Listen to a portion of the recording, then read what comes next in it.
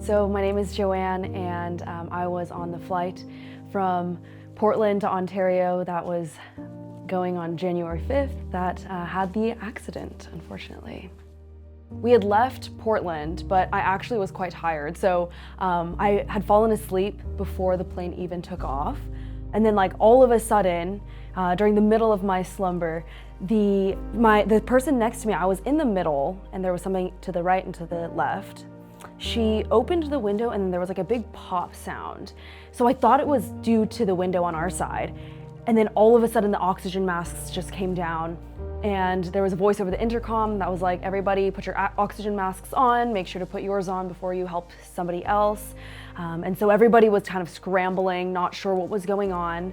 And so I put mine on, and the girl next to me, she was maybe about 15 years old, and she was the one that had opened her window.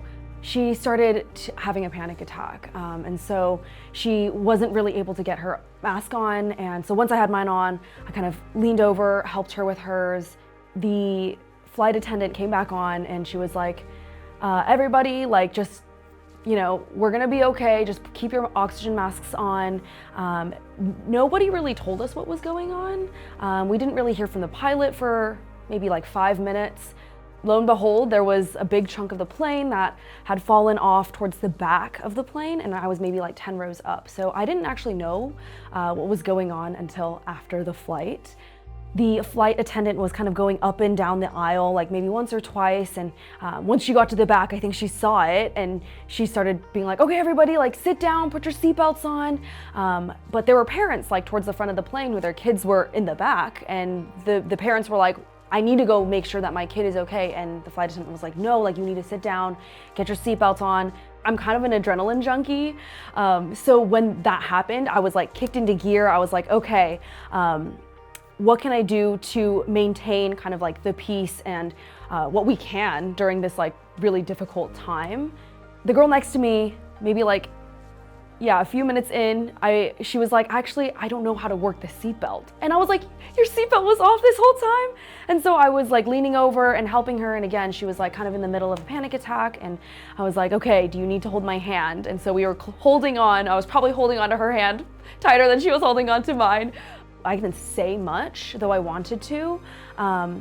But even just holding her hand in the plane, just praying for that whole 10 minutes, praying for everybody around me, praying for the girl next to me.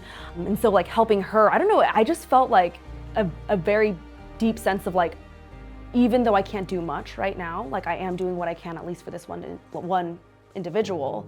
It made me excited for what might be to come as a potential, I'm thinking about emergency medicine.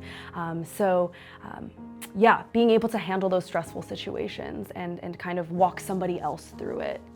Maybe it took about 10 to 15 minutes to land back to Portland. Again, none of us had any idea what was going on. We didn't know if we were turning back. We didn't know if we were landing into another airport. But once we landed, the EMTs came on. Once that happened, everybody left the plane and they tried to rebook us and do what they can. But that was kind of what happened during the incident. I was definitely startled coming off the plane, wow, this could have really ended badly. And even while it was happening, I was like, okay, these could be my last moments. And I think the initial shock faded after a few days, but then coming back to campus and then my friends being like, oh my gosh, I can't believe you were on that flight. It kind of re-brought up all those feelings. But coming after it, I was like, okay, God, you still have a purpose for me. There's a reason why I'm still here. And so I think just a newfound sense of purpose and gratitude and meaning in life.